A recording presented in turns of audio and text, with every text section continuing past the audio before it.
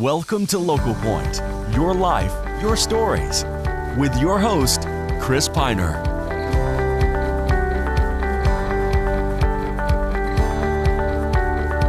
Welcome to Local Point. I'm your host, Chris Piner.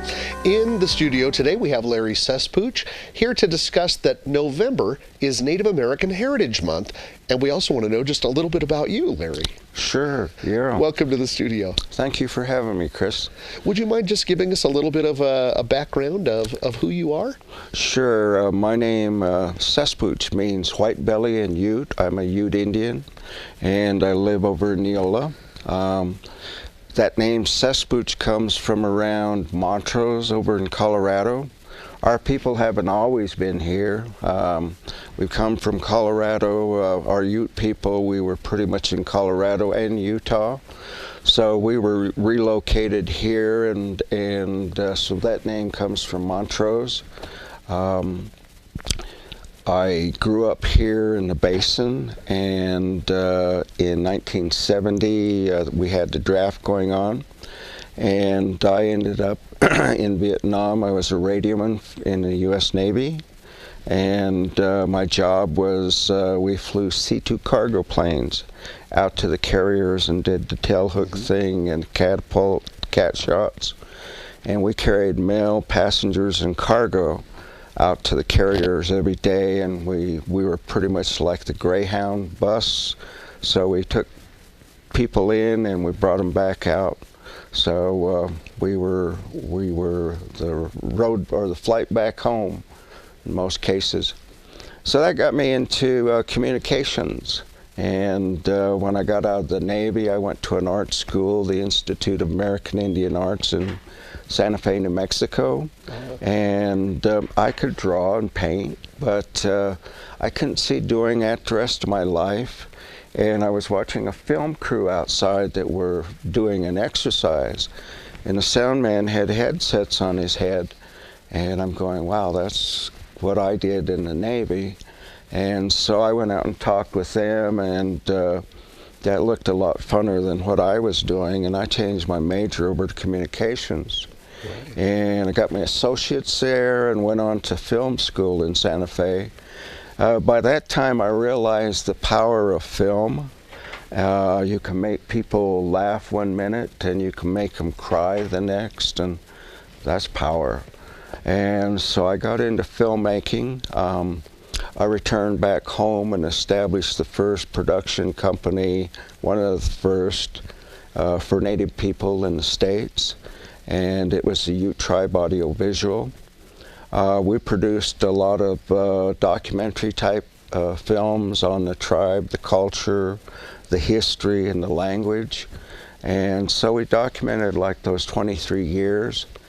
And one of the projects I'm working on right now is called YouTube, and I hope to see it a reality here in the coming year.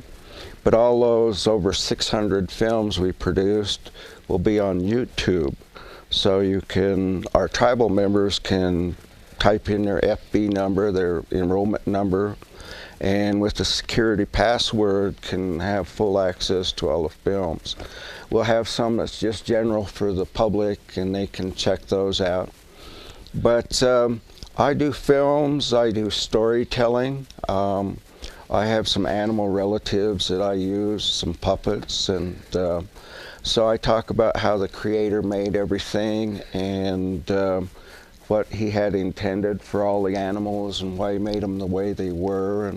And all tribes have these stories, and ours tell about how the Creator made the earth and the heavens and all the animal people and us. Mm-hmm. And just about 30 seconds. Oh, that quick. Yeah. So that's pretty much what I do, and I'm one of the spiritual leaders for the tribe. So among those three things, it takes me all over the place to do the Creator's work. I consider myself a messenger, and so I'm really happy to do what I do and meet a lot of good people.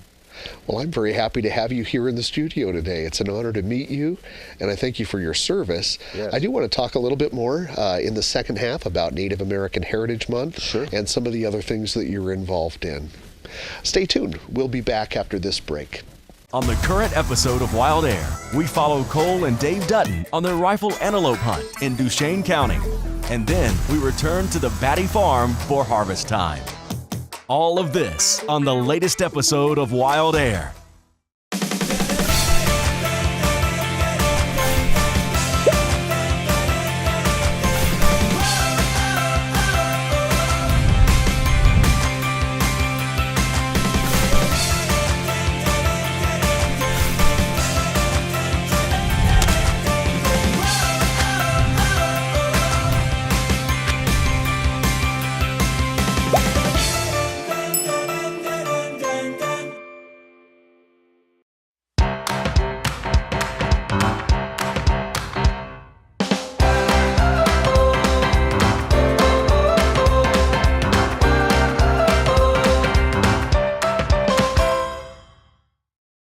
Welcome back to Local Point. Before the break, we were discussing here a little bit about Larry Cesspooch, and you gave a fascinating and compelling biography, which really could have been a whole show. I think there's a lot more to this gentleman than we got in just 5 minutes. But we really started off by saying this is Native American Heritage Month. Correct.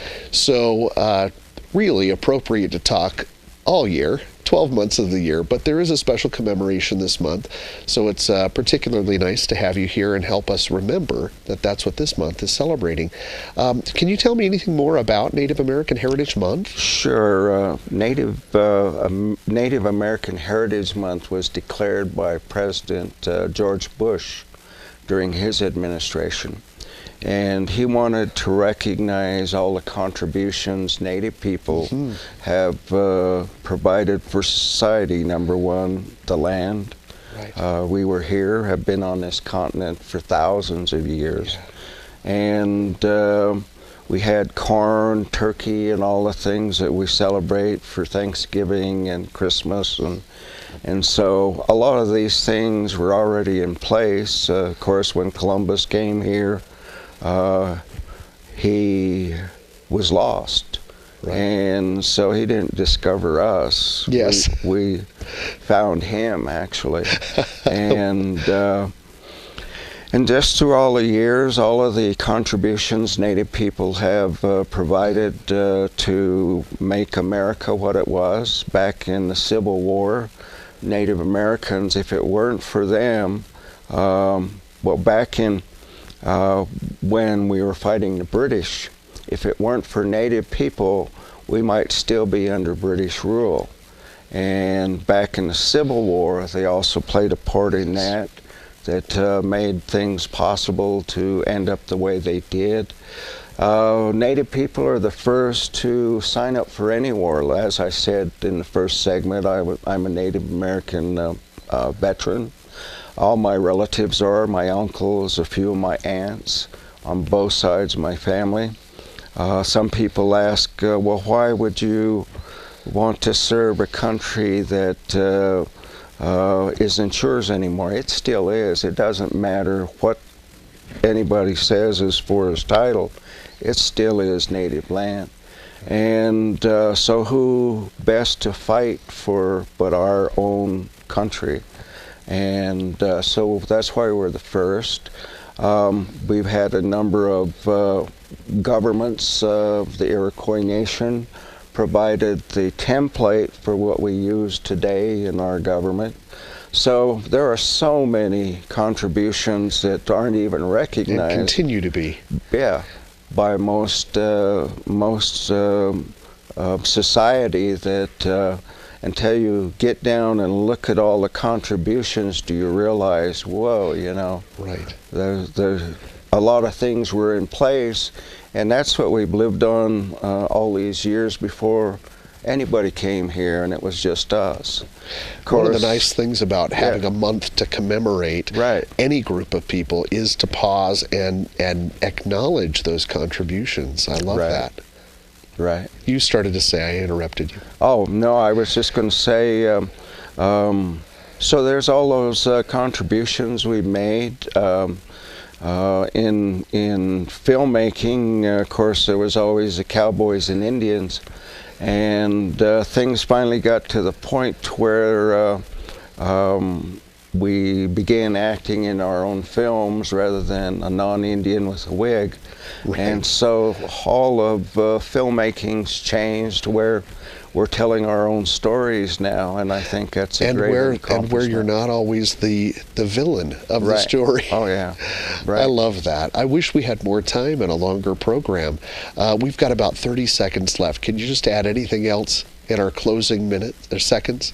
Sure. If it weren't for Native Americans, this land wouldn't be the way it was. We've maintained it, the water, the air, and not touched Mother Earth. And in order to make sure that we continue to live this way, we all need to take care of it. If not, we cut our own throats. Well said. Larry, thank you so much for coming here today. Thank you for having me. I am honored to meet you. Thank you for your service to our country, and what an articulate, wonderful gentleman you are. Thank you. You represent your people and our people all Right. very well. Thank you. you. And thank you for watching Local Point. And stay tuned for this week's community calendar.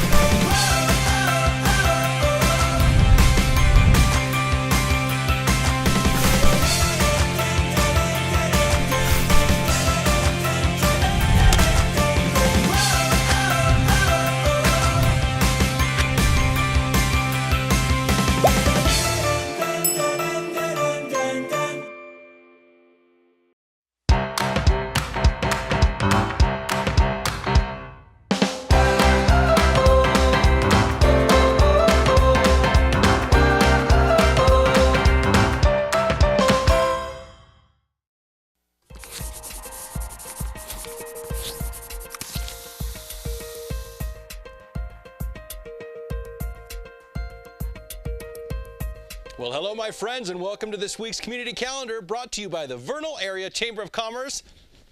What's that? Building commerce one member at a time. Now, if you're a business locally looking to grow your network and have resources to help you do so, contact the Vernal Chamber to become a member, or you can go to vernalchamber.com to learn more. All right, on November 19th, there was a memorial held for Kevin Orr, a Uintah County detective who lost his life on November 22nd, 2006 during a search and rescue mission. VTV6 was there and has the coverage. But to me, Kevin was my husband and my best friend. On November 19, 2016, the community gathered to honor Kevin Orr, a detective for the Uintah County Sheriff's Office who lost his life on November 22, 2006, while on a search and rescue mission. Almost 10 years later, those who knew him not only as a detective, but a father, friend, and husband join in a memorial celebration at Vernal's Western Park. Kevin is missed every day. We love him and miss him. We appreciate the guys and gals of VTV6 for going out and getting coverage of events like this. Thank you, guys. All right, now let's get into this weekend schedule and see what's happening. It's the holiday season. Friday, November 25th, Holidays, Trees for Charity, the Holiday Fair. There's just too much to list. It all starts at 11 a.m. and ends at 8 p.m. on Friday. It's going to be happening throughout various locations in downtown Vernal, including Cobble Rock and Western Park and the Conference Center, lots of places. So get your families out, have some fun, join the rest of us crazies out there because the whole town is there. You can go to communityholidays.com to learn more, and be sure to submit your video. It's a Wonderful Life. Not like your old VHS tape, but a video of your wonderful life to have a chance for it to be on the VTV6 Jumbotron at the event. On Saturday, November 26th, Trees for Charity will be having another day for tree viewing. If you missed it on Friday, that's going to happen from 11 a.m. to 6 p.m. at the UNA Conference Center. And what happens, in case you didn't know, there are dozens of trees that have been set up specifically for charities, local charities, families, or organizations, and each tree is themed and decorated by somebody who sponsored it, and then they auction that thing off the following Monday, November 28th, starting at 5 p.m. But you can go and you can donate to that specific cause without having to actually be part of the auction. Lastly, on Saturday, it's the Christmas Festival at the Duchesne High School. There's a concert in the auditorium featuring In Tune. I think that they are a BYU a cappella group. There's a lot more going on as well. They've got arts and crafts, a live nativity, carriage rides. You can learn how to make your own Christmas wreath. Call the high school for more information on that. Now taking a look into next week, November 28th through December 4th. Oh my goodness, it's December already. At least it may be by the time you watch this.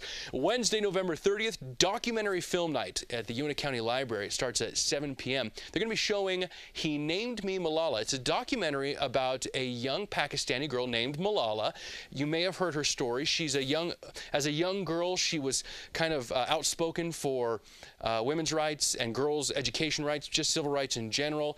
Taliban came and tried to kill her. Shot her, but she survived it and became even more outspoken, became kind of a spokesperson. In fact, she's the youngest Nobel laureate. She's 17 years old. She won the Nobel Peace Prize. Isn't that incredible? I probably gave too much away. Go see it anyway. Thursday, December 1st, watch the Sports Spin. Right here on VTV6, presented by UNA Basin Healthcare. On Friday, December 2nd, it's a job fair. I don't know much about this. It starts at 8 a.m., ends at 5 p.m. at the Spring Hill Suites in Vernal. If you want to know more information, we got a phone number for you. It's 361-537-2877. If you need to hear that again, rewind the video. You can call them, get more information. And that same job fair will also be on Saturday, December 3rd. Also on Saturday, December 3rd, the Duchesne City Lights Parade. That starts at 6 p.m. Events are happening afterward at the Centennial Building. I think that those also start at 6 p.m. So everything starts at 6. Let's get into our weekend weather. You may have noticed we had just a titch of snow. We're going to be getting a little bit more. On Friday, sunny with a high near 40, low around 23. Saturday, still sunny, high near 41, low around 24. Then things change. There's a chance of snow. Mostly cloudy with a high near 38, a low around 20. That snow is going to go away into next week. As we look at next week's weather, we're going to see the lows averaging mid to low teens. It's slowly getting a little colder. Some cloud cover. There's always a little chance of snow coming up through the week. But the real snow comes the week after this. In fact, we're going to have like a 1-2 punch. That's what real meteorologists are saying anyway, that they're going to have like a day of snow and then a day of clear skies and then another day of snow and then a day of clear skies and then another day of snow, which is fantastic because we need that snow in the mountains. It helps us throughout the year as well as makes for some fun skiing. That's all we have for this week's community calendar. If you have an event coming up, let us know. 435-781-1902 or leave a comment. Thank you for watching. Like VTV6 on Facebook. Happy late Thanksgiving and happy early December. Unless you're watching this in December, then just, whatever. We'll see you next time.